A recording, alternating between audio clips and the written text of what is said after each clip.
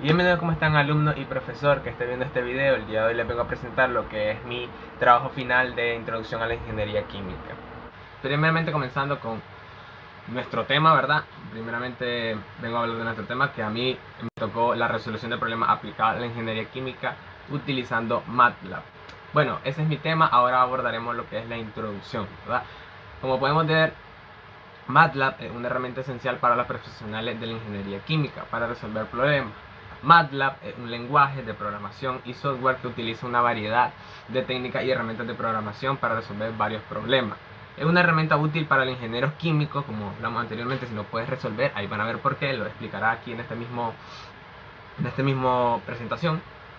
Y dice porque les permite simular el sistema, optimizar procesos y resolver problemas de manera más efectiva. MATLAB se ha convertido en una herramienta crucial en la ingeniería química, debido a que permite al ingeniero desarrollar soluciones y aplicaciones a problemas complejos de manera más rápida y eficiente. En la ingeniería química, este método ha llevado a importantes avances y a la creación de nuevas metodologías de resolución de problemas, lo que ha contribuido el progreso y la innovación en este campo de la ciencia. Es una breve introducción de lo que es MATLAB y cómo nos puede ayudar a la resolución de problemas, ¿verdad?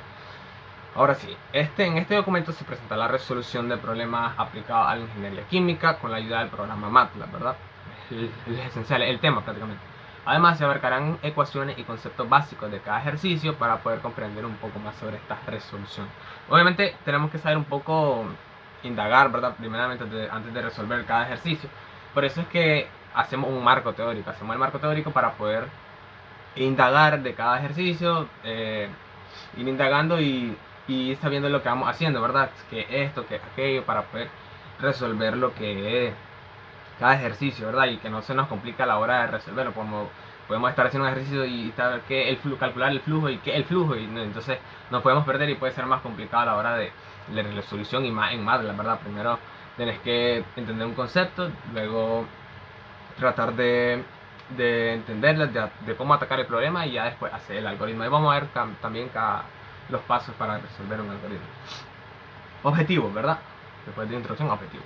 Objetivo: realizar una búsqueda de ese ejercicio aplicado a la ingeniería química. Ese es el número 1. 2. Utilizar los métodos y conocimientos aprendidos en la clase para la realización de los ejercicios en MATLAB. Bueno, yo ya tuve mi propia clase, ¿verdad? De introducción a la ingeniería química, que menciona un poco de lo que es cómo utilizar el programa y todo. Entonces tenemos que utilizar esos métodos que aprendí en clase para la resolución, perdón, de los problemas, ¿verdad?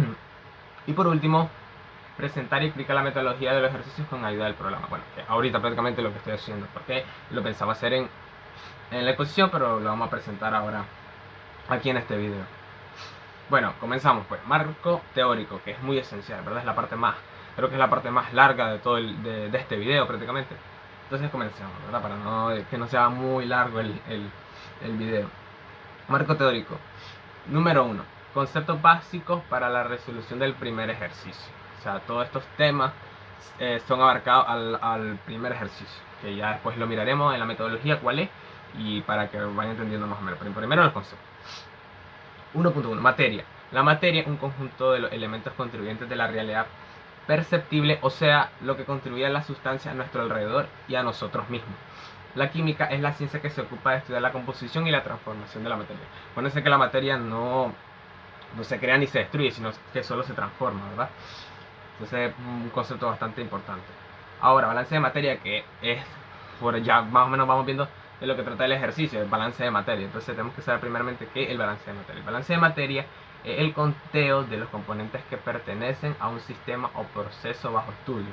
Este balance puede aplicarse casi a cualquier tipo de sistema, ya que se asume que la suma de las masas de tales elementos deben permanecer constantes de diferentes tiempos de medición. En la práctica se presentan innumerables problemas que pueden afectar el balance de materia, además de que se debe tener en cuenta diversos fenómenos de la materia y el efecto de muchas variables: temperatura, presión, flujo, agitación, tamaño del reactor, etc. En el papel, sin embargo, los cálculos de balance de materia deben coincidir, esto es, la masa de los componentes químicos no debe desaparecer en ningún momento. Hacer este balance es similar a poner una pila de roca en equilibrio. Si una de las masas sale del lugar, todo se viene abajo. En este caso, significaría los cálculos están mal hechos. Sí, creo que entendiendo un poco, hablando de mi perspectiva, balance de materia, creo que es cuando entran varias soluciones a un tanque y tiene que salir esa misma cantidad, o sea, pueden salir separados, pero tiene que haber la misma cantidad que hubo al inicio. Creo que eso es muy esencial, ¿verdad? Para la resolución de nuestros problemas. Tipos de balance de materia. Hay dos tipos de balance, ¿verdad? Balance diferencial y balance integral. El balance diferencial dice que se tiene una cantidad de los componentes dentro de un sistema a un tiempo o un momento dado. Dichas cantidades máxicas se expresan con unidades de tiempo y por lo tanto se representan velocidades. Por ejemplo, kilogramos sobre hora, indicando cuántos kilómetros entran, cuántos kilogramos entran, salen y se acumulan, se generan o se consumen en una hora. Perdón, kilogramos, no sé por qué dice kilómetros, me confundí, es kilogramos. Balance integral. Cuando el sistema es cerrado, como sucede en las reacciones, que creo que en el ejercicio también es cerrado, lleva a cabo en reactores intermitentes tipo batch. Suele interesar más las masas de sus componentes antes y después del proceso, es decir, entre los tiempos T inicial y T final. Ecuaciones generales de balance de materia. Este balance tiene una ecuación la cual puede aplicarse a cualquier sistema que obedezca la ley de conservación de la masa. La ecuación es la siguiente: E más G menos S menos C igual a, donde E dice que es la cantidad de materia que entra al sistema, G es lo que se genera en el proceso, lo que se va transformando, y dice que S es lo que sale del sistema, y C es lo que se consume, o sea, lo que se puede ir desapareciendo. Ese es el balance de materia, tiene que estar todo completo, o sea, así como dije anteriormente, lo que entra tiene, o sea, si entran 50, tienen que haber 50 a la hora de salir. Por eso es que se hace este balance de materia. Dice, y por último A es lo que se acumula, ¿verdad? Así que ya tenemos todo y ahí está la ecuación. Ahora dice simplificación. Si en el sistema o proceso que se estudia no hay reacción química, G y C valen 0. Así la ecuación queda como E menos S igual a A. O sea, entonces sería, bueno, la cantidad que entra menos la cantidad que sale, igual a lo que se acumula, es lo que prácticamente dice. En el sistema, además, se considera un estado estacionario, sin cambio apreciable en las variables o flujos de los componentes. Se dice que nada se acumula en su interior, por lo tanto, A vale 0. Y la ecuación termina para simplificarse aún más, como estábamos diciendo, E igual a S, que significa que lo que entra es igual a lo que sale, prácticamente. Es decir, la cantidad de materia que entra, como lo estaba explicando ahorita, es igual a la que sale. Nada puede perderse o desaparecerse. Lo que entra tiene que salir prácticamente. Sí, de eso se trata el balance de materia. Y para eso es la ecuación. Por otro lado, si hay reacción química, pero el sistema está en estado estacionario, G y C tendrán valores y ya seguirá siendo 0. E más G menos S menos C igual a 0. Ahí tiene la ecuación, ¿verdad? No tengo para qué decirlo. Significando que en un reactor la masa de los reactivos que entran y de los productos que se generan en él es igual a la masa de los productos y reactivos que salen y a la de los reactivos consumidos. Separación. Separación, hay varios tipos de separación, pero solo quiero hablar del tema de separación, que es prácticamente para el primer ejercicio. ¿Qué es separación? Un proceso de separación es un método que convierte una mezcla o solución de sustancias químicas en dos o más mezclas de productos distintos. En otras palabras, es un proceso científico de distinguir dos o más sustancias para obtener pureza. Al menos una mezcla de productos de la separación se enriquece en uno o más de los constituyentes de la mezcla de origen. En algunos casos, una separación puede dividir completamente la mezcla en constituyente puro. Las separaciones aprovechan las diferencias en las propiedades químicas o físicas, como el tamaño, la forma, la masa, la densidad o la afinidad química entre los constituyentes de una mezcla. Bueno, ya vimos lo que es separación, ahora vamos a ver lo que es flujo molar, ¿verdad? Un flujo molar es una magnitud que expresa la variación de los moles en el tiempo a través de un área específica. La densidad de flujo molar representa los moles de una especie que cruzan la unidad de área por una unidad de tiempo con respecto a las coordenadas fijas. Aquí tenemos un poco de lo que es los elementos que vamos a agregar, o sea, los que trae el problema. Entonces, para conocer un poco más de esto, de estos compuestos que van entrando, que van a usarse en el ejercicio, tenemos que saber cada uno, ¿verdad? Pecileno, bueno, en teoría es el parasileno, pero pecileno, pues yo le digo pecileno. Es un isómero de dimetilbenceno en el que los dos grupos metilo están unidos a posiciones de sustituyente opuestas. Se presenta como líquido a temperatura ambiente y incoloro y altamente inflamable. Aquí lo podemos ver. Aquí CH3 viene derivado del benceno, ya lo hemos dicho. Y ahí lo podemos ver. Uy, cuidado la luz. Estireno, ¿verdad? El estireno es un hidrocarburo aromático líquido que se evapora fácilmente y tiene un olor dulce. Este compuesto se produce industrialmente a partir del etilbenceno, el cual se obtiene mediante la destilación de petróleo. El estireno también, otro derivado del benceno. Aquí podemos ver el estireno, el mismo sello. Tolueno. El tolueno es un compuesto natural derivado principalmente del petróleo o de procesos petroquímicos. El tolueno es un componente común de la gasolina, los pegamentos y los productos de pintura. El tolueno es un líquido incoloro, insoluble en agua y con un olor a diluyente de pintura. Aquí lo podemos ver igualmente derivado del benceno y como que es CH3. Benceno. El benceno es un hidrocarburo aromático líquido, volátil, transparente e inflamable con un aroma muy característico. Se usa principalmente como materia prima en la síntesis de un gran número de productos y es también un componente de la gasolina. Aquí está, podemos ver el benceno. Realmente el benceno y sus derivados, prácticamente. Continuamos, ¿verdad? Ya sabiendo los compuestos que entran en el ejercicio. Ahí está. Bueno, ya una vez terminado, ya vamos a pasar al segundo ejercicio. No sé, bueno, en realidad no, yo creo que lo vamos a hacer así. Lo vamos a ir como prácticamente lo hice en el trabajo, que es primer marco teórico y después la metodología. Entonces, vamos a ir viendo los conceptos de cada ejercicio. Entonces, este es para el ejercicio número 2. Conceptos básicos para la resolución del segundo ejercicio. 2.1. Cromato de potasio cristalino. El cromato de potasio, K2, Cr o 4, es una sal ternaria de potasio con cromo en estado de oxidación más 6, por lo que es un fuerte oxidante. El cromato de potasio es un sólido cristalino de color amarillo limón, muy estable y soluble en agua. Es una sal tóxica y ecotóxica, como muchas sales de cromo. Aquí podemos ver los cristales de cromato de potasio. Una fotito ahí. Soluciones acuosas. Las disoluciones acuosas son aquellas soluciones que se usan para descomponer una sustancia. Por ejemplo, el barro o el agua de azúcar. Cuando una especie química se ha disuelto en agua, esto se denota escribiendo aquo, que significa acuosa, ¿verdad? La simplificación después del nombre químico. Propiedades de las soluciones. Las soluciones acuosas suelen conducir electricidad. Las soluciones contienen electrolitos fuertes, tienden a ser buenos conductores eléctricos, por ejemplo agua de mar. Mientras que las soluciones que contienen electrolitos débiles tienden a ser conductores pobres, por ejemplo el agua del grifo. No es un buen conductor de electricidad. La razón es que los electrolitos fuertes se disocian completamente con los en el agua, mientras que los electrolitos débiles se disocian de una manera incompleta.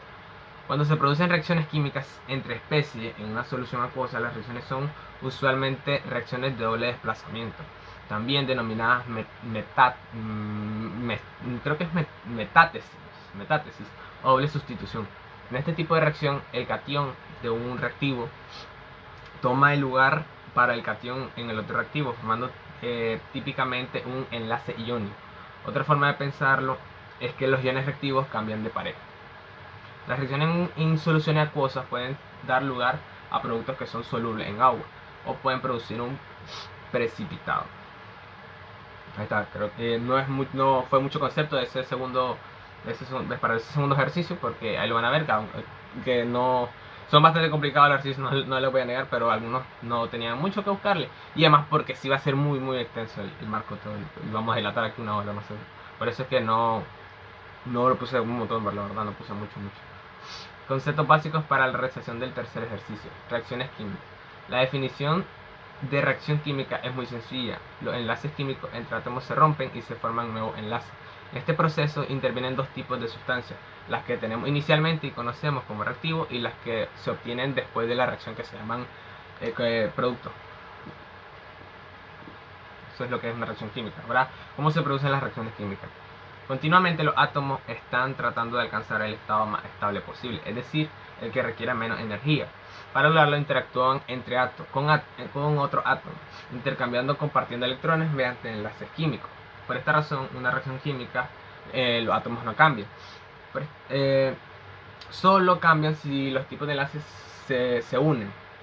También debe tener en cuenta que para que ocurra una reacción química, los reactivos deben chocar, ya que la energía es necesaria para romper los enlaces químicos entre ellos, entre los átomos entre ellos. Equilibrio de reacciones químicas. El método algebraico se basa en la ley de conservación de la masa. La materia no se crea ni se destruye, como habíamos hablado anteriormente. Por lo tanto, el número de cada átomo en cada lado de una ecuación química debe ser el mismo. El balanceo de las ecuaciones químicas es el proceso que permite garantizar la conservación de la materia. Entonces solo se necesita crear un conjunto de ecuaciones algebraicas que expresen el número de átomos de cada elemento involucrado en la reacción y resolverlo. Por lo tanto, este método podría utilizarse para cualquier tipo de reacción química, incluidas las reacciones de redox. Ahora sí, otro de los compuestos que van a entrar en el tercer ejercicio son el metanol, que dice que es un compuesto químico del grupo de los alcoholes, también conocido bajo el nombre de alcohol metílico, siendo además el alcohol más sencillo del grupo. Su fórmula es CH3 o H, teniendo una estructura química muy similar a la del agua, diferenciando tan solo en los ángulos de enlace. Podemos ver una foto del metanol. Monóxido de carbono. El monóxido de carbono es un gas altamente venenoso que se propaga rápidamente en el aire del ambiente. Se genera por combustiones deficientes y es imposible percibirlo porque no tiene olor. O sea, prácticamente lo puedes inhalar y no te vas a dar cuenta porque parece que no tiene olor. Ni sabor, dice, y no irrita las mucosas. Una vez inhalado se combina en la hemoglobina de la sangre a través de los pulmones e impide que el oxígeno llegue a los órganos vitales. Es súper peligroso prácticamente lo está diciendo. Hidrógeno. El hidrógeno es un elemento químico del número atómico 1. Bueno, totalmente todo el mundo casi todo lo conoce. Lo que significa que cada átomo de hidrógeno cuenta con un protón en su núcleo atómico. Se presenta con el símbolo H y se encuentra ubicado en el grupo 1 y el periodo 1 de la tabla periódica. Sin embargo, debido a sus múltiples propiedades, se trata de un elemento difícil de clasificar. Así que aunque su posición en la tabla periódica se anexa a los metales alcalinos, el hidrógeno es un no metal. Cuarto, para conceptos básicos para el cuarto ejercicio. Ecuaciones de estado. Una ecuación de estado es una ecuación termodinámica que relaciona variables de estado que caracteriza el estado de la materia bajo un conjunto dado de condiciones físicas. Las ecuaciones de estado se usan para describir gases, fluidos, mezclas de fluidos, sólidos y el interior de las estrellas. En física de los sólidos se utiliza una ecuación de estado para percibir como el volumen o la densidad equivalente de un material. Varía en una función de la profundidad, es decir, en función de la presión y la temperatura. Aquí podemos ver la ecuación, ¿verdad? PV igual a nRT, donde P es la presión, B el volumen, N es la cantidad de mol, R constante de gases, ¿verdad? Que esta dada es 0.0821 atmósfera por litro sobre temperatura, si no me acuerdo. Abajo está temperatura, no me acuerdo muy bien, y kilogramos creo que está. Y kilogramos T abajo. Y la temperatura que está en Kelvin, ¿verdad? Gas, dice.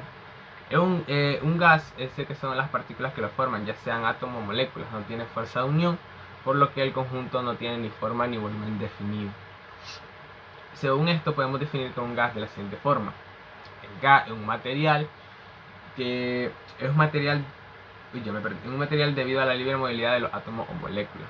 No tiene una forma definida y llena por completo todos los espacios en los que se introduce. Prácticamente un gas toma todo el espacio del lugar donde está prácticamente. O sea, todo lo agarra, todo se expande. Dice, es decir, tiene el volumen del recipiente, como habíamos dicho, que tiene el volumen del recipiente que lo contiene, de que se adapta a él. Gases ideal. Se denomina un gas ideal a un gas hipotético o teórico que estaría compuesto por partículas que se desplazan aleatoriamente y sin interactuar entre sí. Su energía cinética es directamente proporcional a la temperatura. Las colisiones entre las moléculas que lo componen entre sí y con el recipiente o contenedor son de tipo elástico, es decir, que conservan el momento y la energía cinética.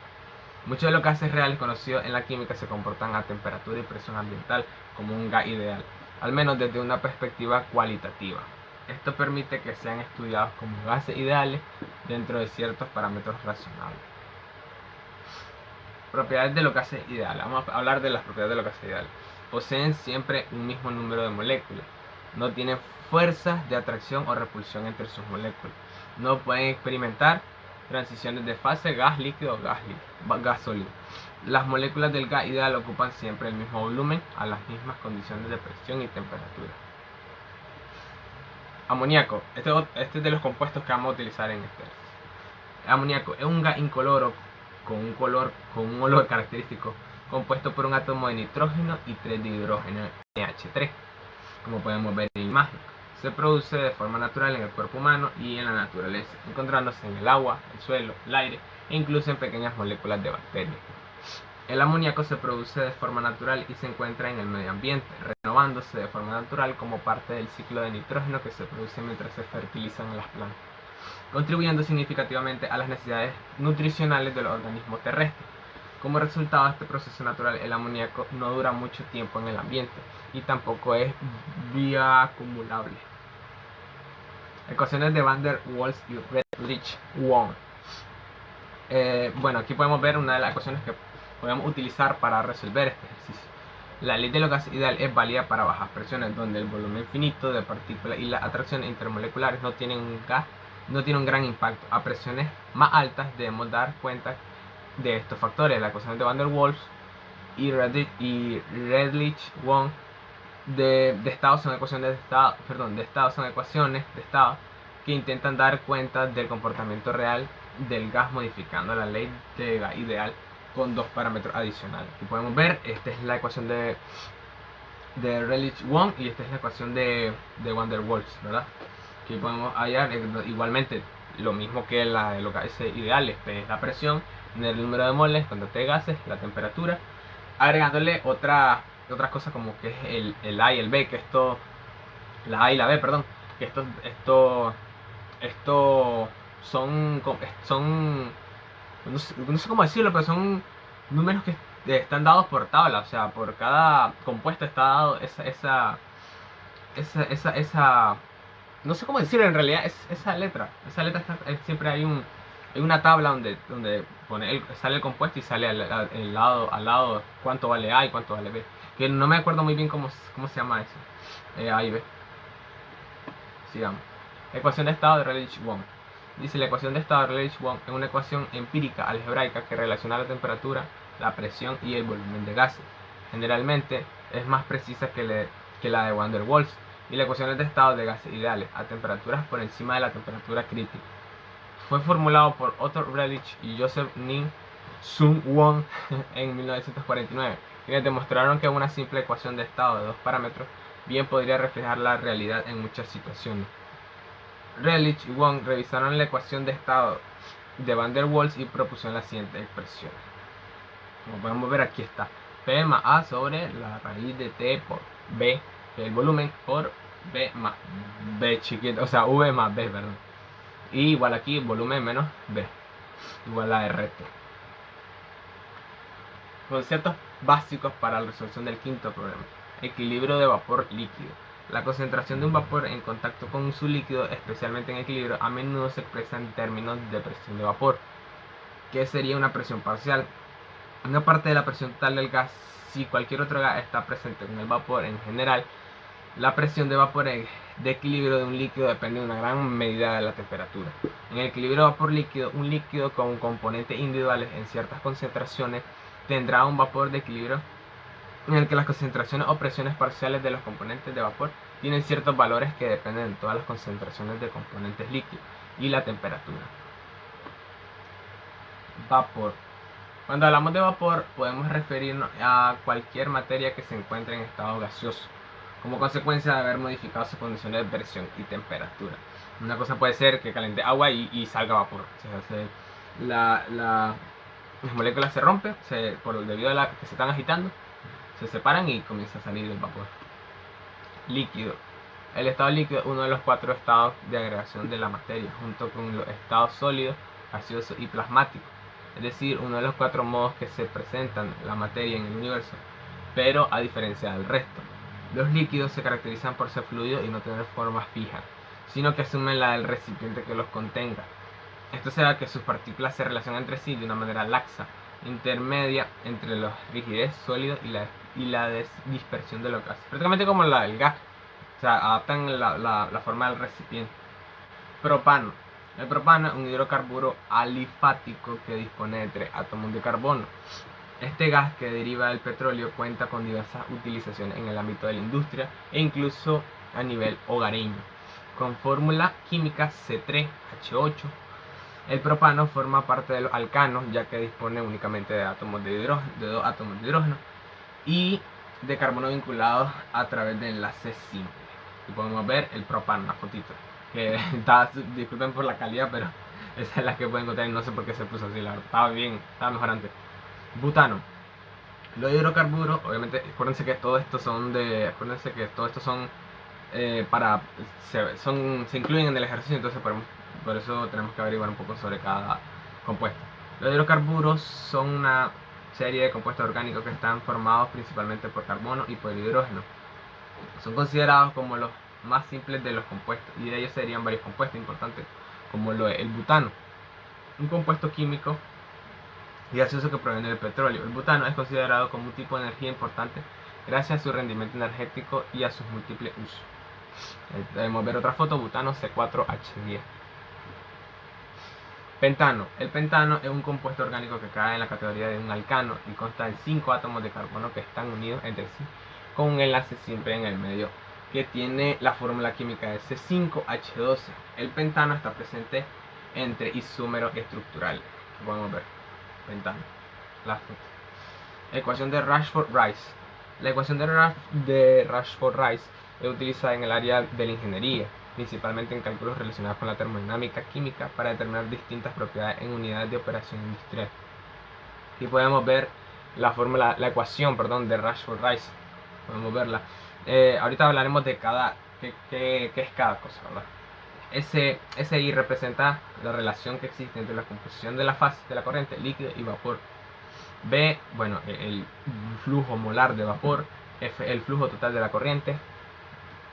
B sobre F es la relación que existe entre un flujo de vapor y el flujo total. Por lo tanto, el valor del cociente estará entre los valores numéricos 0 y 1. KI indica la formación de vaporización. Depende de las condiciones del sistema de forma más específica. Esta depende de la temperatura, presión, la composición molar de la fase vapor y la composición de la fase líquida. O dicho de otra manera, la relación entre la presión de saturación del componente I y la presión total del sistema.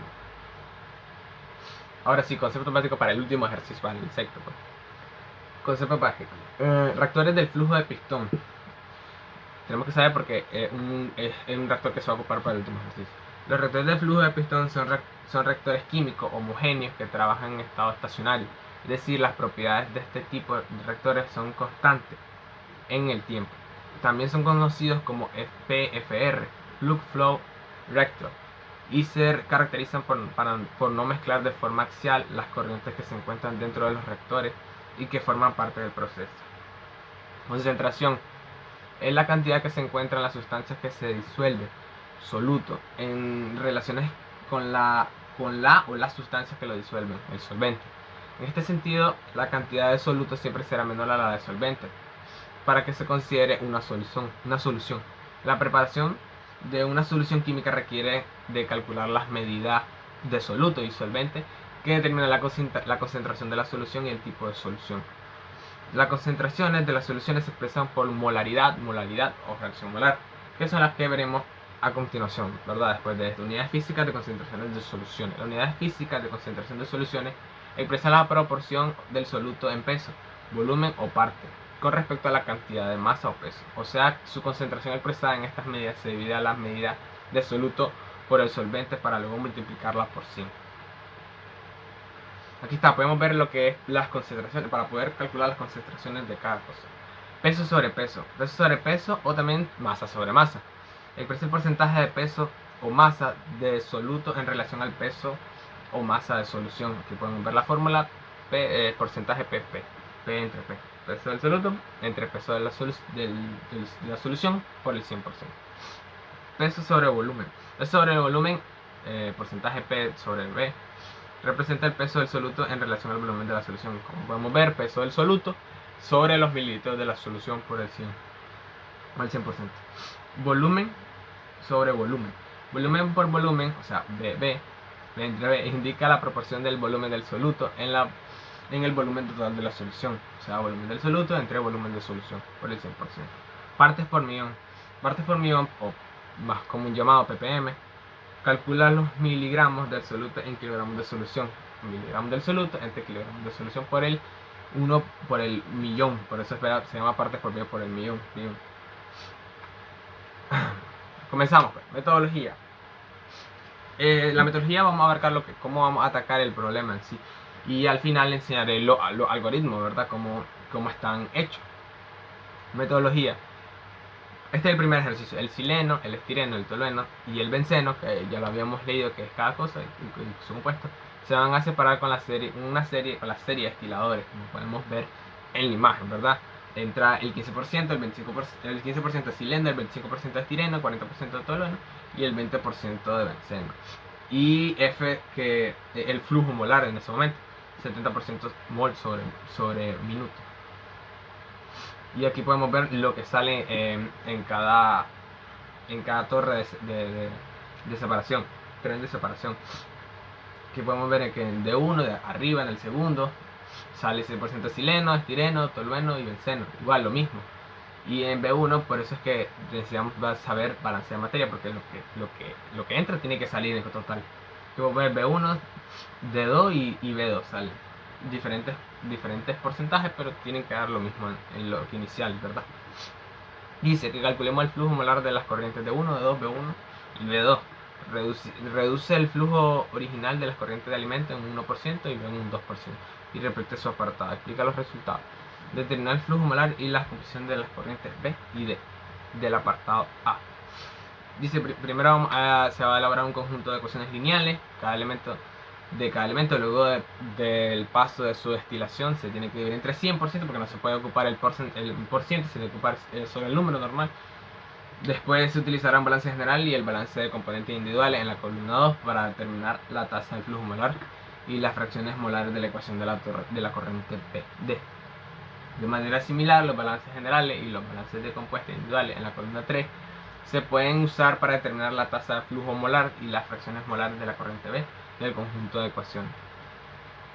Así atacaremos el primer problema, ahora miraremos el segundo. A continuación se muestra el diagrama de flujo de un proceso en régimen estacionario para la recuperación del cromato potásico cristalino a partir de una disolución acuosa de esta sal. Aquí podemos ver el diagrama de flujo donde entran 4500 kilogramos por hora del compuesto, ¿verdad? Aquí dice, una disolución contiene un tercio de fracción másica de cromato de potásico con un flujo de recirculación, que es lo que ya teníamos ya cristalizado. Vuelve es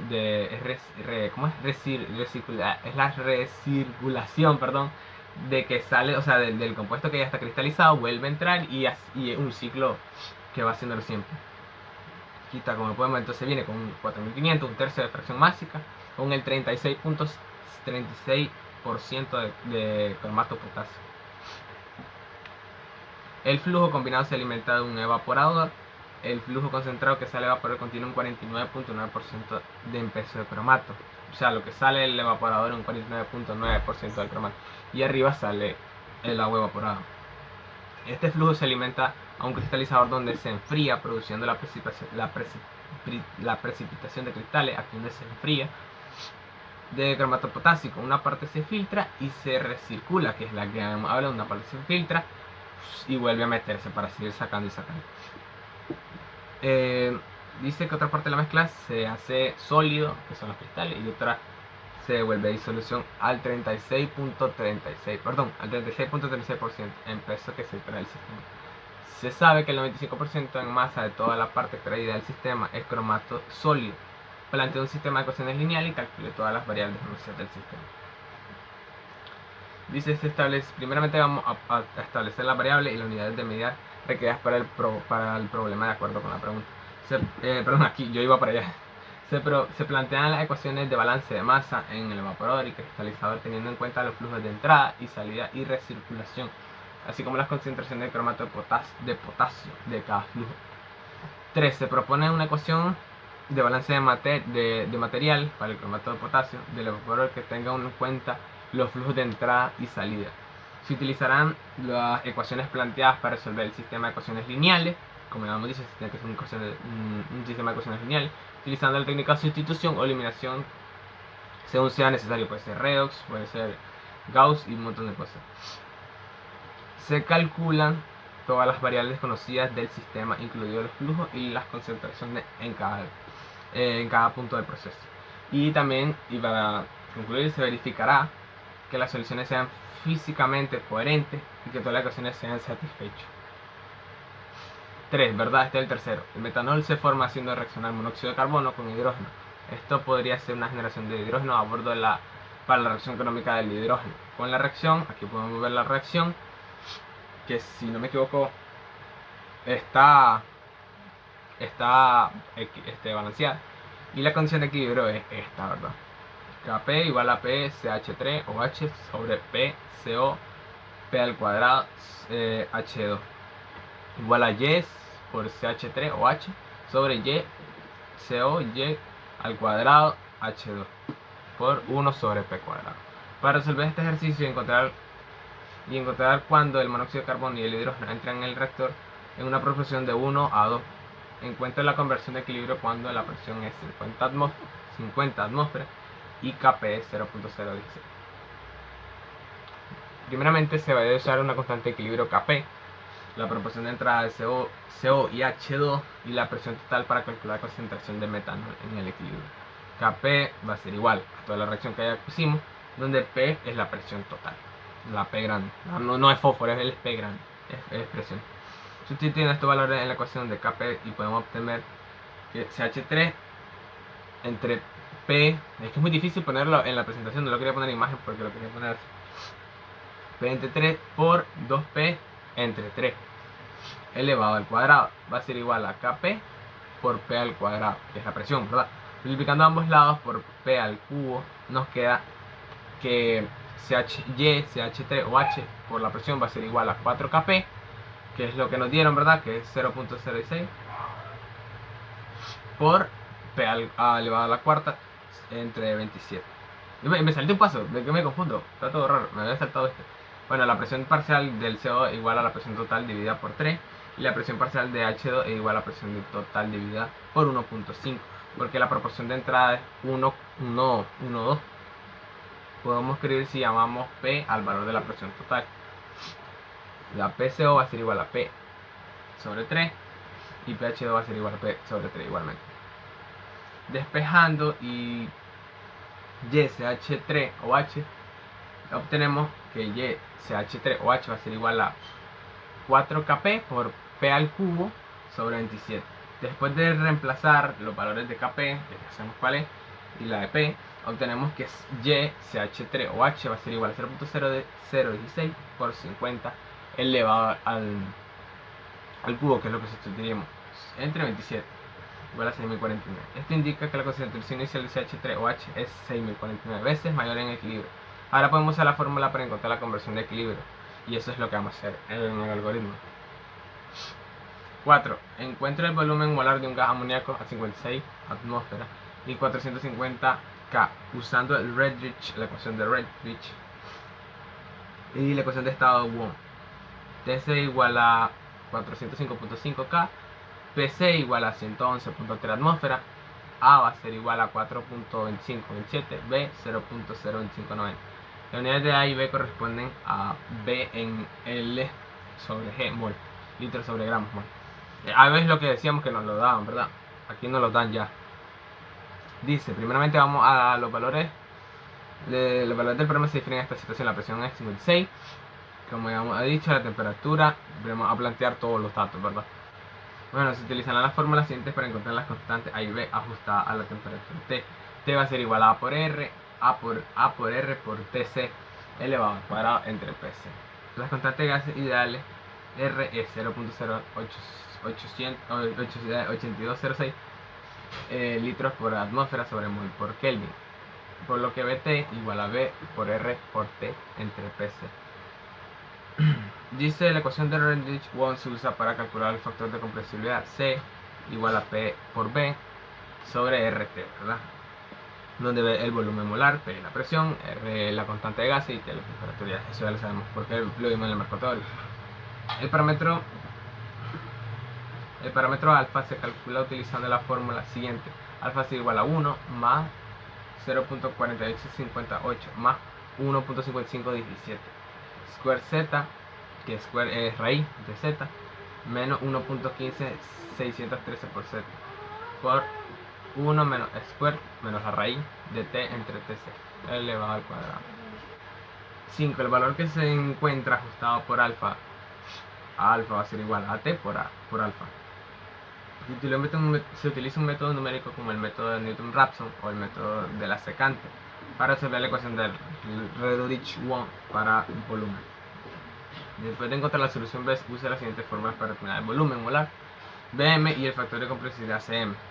Bm va a ser igual a volumen entre el número de moles, ya lo hemos visto, número de moles, número de cantidad de sustancia de moles, ¿verdad? Es lo mismo. Zm va a ser igual a P, que es la presión, B por M sobre RT. Finalmente se encuentra Bm y C y Zm, resolviendo la ecuación de Redlich-Kwong y sustituyendo los valores dados en la fórmula apropiada. Número 5. El siguiente corriente está a 100 psi y 1788 Fahrenheit. Se calcula la fracción que el vapor por resolver la ecuación de Rashford-Rice usando Excel y MATLAB. Nosotros lo vamos a hacer en MATLAB, ¿verdad? Aquí podemos ver el propano está 20 libras por mol sobre hora. Esto es lo que nos da el ejercicio, ¿verdad? Y el Cabaluz 3.7. Y ahí sí vamos ocupando esos valores, ¿verdad? Para poder resolver el ejercicio. Y se suman los números de moles de cada componente y calcula el número de moles totales de la corriente. En este caso, la suma produce 100 libras mol sobre hora. Después encontramos el factor acéntrico para cada componente, las constantes de interacciones B del modelo de Penrose-Robinson, que es el método de la ecuación de estado que se utilizará para calcular los coeficientes de fugacidad necesarios para la resolución de ecuación Rashford-Rice. Se calculan con este factor. El factor acéntrico de cada componente para este modelo se puede encontrar en tablas o con software de simulación de procesos. 3. Se utilizará el modelo de Penrose-Robinson para calcular los coeficientes de fugacidad de cada componente. Para esto se utilizan los valores de temperatura y presión de la corriente, así como los valores B y omega de cada componente. Los coeficientes de distribución o valores K requieren los coeficientes de fugacidad. Los coeficientes de distribución o valores K se calcularán utilizando la ecuación de valor K para el modelo de Penrose-Robinson. Dice que la ecuación de Rashford-Rice se resolverá numéricamente utilizando herramientas de cálculo como hojas de cálculo o software de simulación de procesos. La fracción de mole en la fase de vapor del resultado de la ecuación de Rashford-Rice. Y por último, la fracción molar de vapor se calculará utilizando el valor obtenido del paso anterior. 6. Dice, resuelva la distribución de concentración en un reactor de flujo de tapón gobernado por la siguiente ecuación. Y ahí podemos ver la ecuación. La primera es el caudal volumétrico de entrada es Q, mientras que la concentración de soluto es C. RC es la tasa de reacción, que podemos ver. Primero tenemos que saber qué es cada cosa para poder resolverlo, ¿verdad? Es la tasa de reacción, K es la constante de velocidad, B es la velocidad de flujo de volumen y CIN es la concentración de entrada. El volumen total del reactor es B, mientras que el volumen del reactor es BR, que es el volumen del reactor. La ecuación diferencial que describe la distribución de concentración del reactor es la ecuación Q. Podemos usar la técnica de separación de variables y luego integral para resolver esta ecuación. Primero podemos dividir ambos lados de la ecuación por menos Q, luego multiplicar ambos lados por dBr para obtener que dC entre RC va a ser igual a menos Q por dBr entre BR, el volumen del reactor BR. Después podemos meter ambos extremos desde 0 hasta BR y desde sin hasta C respectivamente, y lo podemos ver, no lo quiero deletrear. Y dice que podemos utilizar la sustitución U igual al logaritmo natural de C y la derivada de U igual a dC entre C para integrar la izquierda de la ecuación. Y aquí lo podemos ver, ¿verdad? Así es como prácticamente lo vamos a resolver. Bueno, aquí como podemos ver estamos ya en MATLAB. Estamos con el ejercicio número 1. Como podemos ver aquí explicando un poco de cómo hice el algoritmo. Primeramente anotamos los datos de entrada, que son los que nos dan al comienzo prácticamente, que son lo que entra de cada cosa, y el flujo molar en ese momento de entrada. Después los datos de salida de cada componente de salida, ¿verdad? De cada compuesto, ahí lo podemos ver. Luego el cálculo de flujos molares de corriente de salida, que pues es el de D1, digamos, el de D1, que es el del sileno, si me acuerdo, no me acuerdo muy bien ahorita, el del D1 entre lo que fue de entrada, o sea, lo que salió entre lo que entró prácticamente. Igualmente en el siguiente, en el B1, D2, B2, en lo que salió entre lo que inició prácticamente. Y en resultado fprint, que es para hacer todo, para poner todo como una matriz, pues, perdón, de darle entrada a una matriz, mejor dicho, perdón. Como podemos ver, flujo molar, que es lo que me pide en un 2%, dice el ejercicio. También dice un 1%, creo que si no me da igual, por eso no lo cambié. Dice el flujo molar de D1 va a ser igual al por ciento de 2F, ¿verdad? Después lo hacemos todo igual con D1, con B1, D2 y D2. Luego la reducción del flujo de alimentación en un 2%, que es F, que es el flujo molar de entrada, por el 0.98, ¿verdad?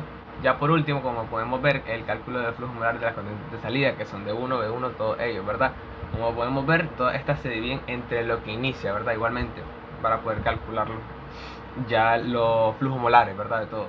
Y para ver que funciona, ¿verdad? Ya estuve probando obviamente cada uno de los para no fallar a la hora de hacer el video.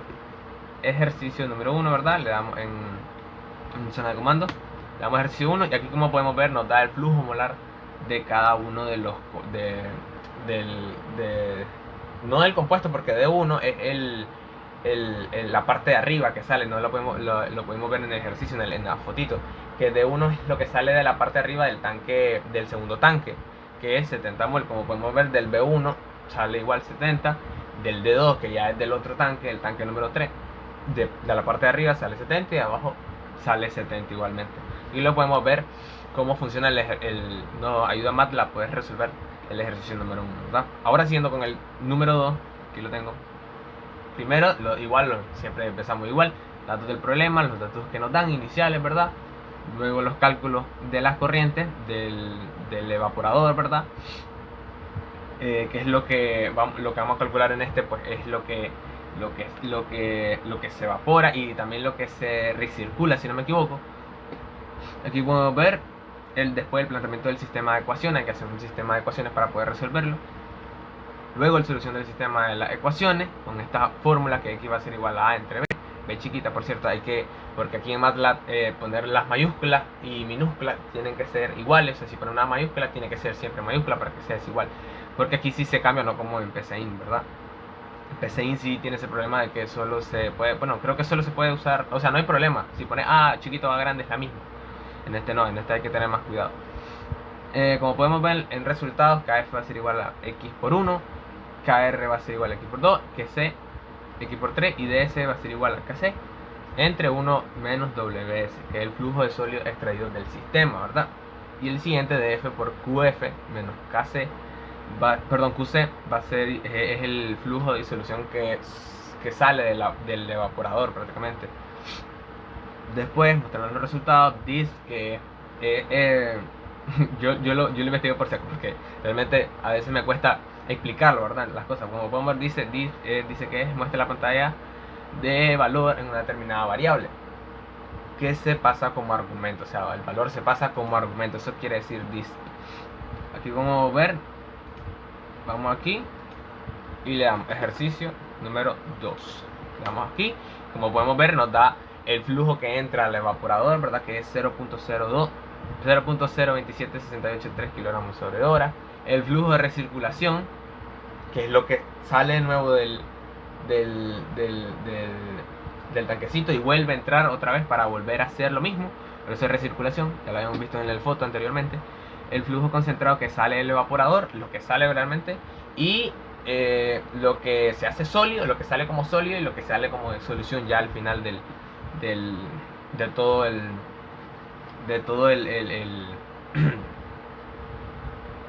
ay, se me olvidó, de todo el proceso, ¿verdad? De todo el proceso, se me olvidan las palabras. Yendo al ejercicio 3, ya la pasé aquí. Y entonces el ejercicio 3, como podemos ver, los datos de entrada, que son el de balancear la ecuación, el dato de entrada, ¿verdad? Como podemos ver, CO, que nos dan que 1 y 2, perdón, entre 1 y 2, H2 igual 1, 1, 2, P, que va a ser el 50%, que es la presión que nos dan en ATM, y KP, que es la constante, si no me equivoco.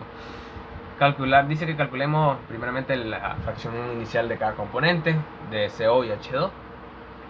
Nos dan también la constante de equilibrio, que es lo que tenemos que respetar, ¿verdad? Luego dice calcular la conversión de equilibrio y la conversión molar en equilibrio de cada componente. Como ya habíamos hablado, el Fprint es para definir una nueva matriz de datos, ¿verdad? Y podemos ver conversión de equilibrio, la conversión molar en equilibrio y el CO y H2, ¿verdad? Dándole el ejercicio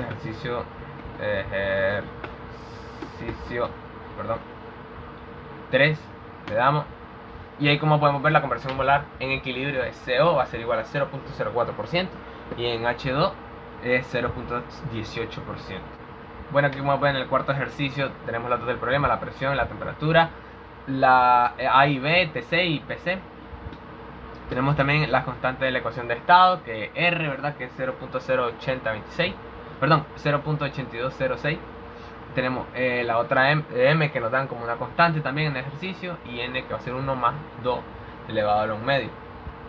Primero calculamos la variable reducida de la temperatura, que TR va a ser igual a T entre TC. Luego calculamos las constantes A y B reducidas, aquí lo podemos ver. Y ya después utilizamos lo que es la ecuación de... la ecuación esta, me olvidó, la ecuación de Rashford, si no me equivoco. Luego de eso calculamos el volumen molar de un gas ya completamente, R por T entre P más B, que es lo de la fórmula, ya lo hemos hablado en el marco teórico, menos A sobre P por P más B, ¿verdad? Esto prácticamente lo despejó B, ¿verdad? En lo que es la ecuación. Y luego ya por último mostramos el resultado con el comando dis nuevamente, y le podemos dar ejercicio número 4, no sé qué dice, ejercicio número 4, y ahí podemos ver que el volumen molar de un gas es 0.58011 litros sobre mol.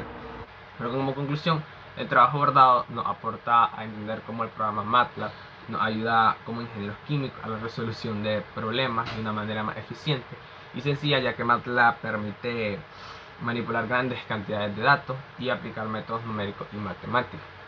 También nos aportó sobre varios temas y conceptos abordados en la ingeniería química, como vimos en el marco teórico, que nos ayudaron no solamente a la resolución de problemas, sino que también nos ayudó a entender más cosas, la verdad, sobre la ingeniería química. O sea, si no aprendieron esto, no sé por qué, porque la verdad que aprendí bastante haciendo este trabajo. En conclusión, la utilización de MATLAB en la resolución de problemas en la ingeniería química es una herramienta valiosa que permite realizar cálculos numéricos y visualización de datos, lo que facilita el análisis y la resolución de problemas más complejos en esta área, que si hay problemas más difíciles, más grandes, no solo los que nos ponen a nosotros, hay problemas más complicados como estos, que se pueden resolver con la ayuda del programa MATLAB. Una habilidad fundamental para un ingeniero químico moderno y puede ser de una gran ayuda en proyectos de investigación o en aplicaciones industriales, ya en trabajos más serios, pues, es bastante importante. Por eso hay que saber utilizar las herramientas computacionales, nos ayuda mucho. Como pudieron ver, este fue mi trabajo final de programación. Espero les haya gustado y les haya entretenido y les haya servido para la utilización de MATLAB en la ingeniería química, en la producción en la resolución de problemas de la ingeniería química utilizando MATLAB. Así que eso ha sido todo y espero les haya gustado, profesor, y a alumnos que estén viendo este video. Así que nos vemos tal vez en otro video o en combo. Adiós.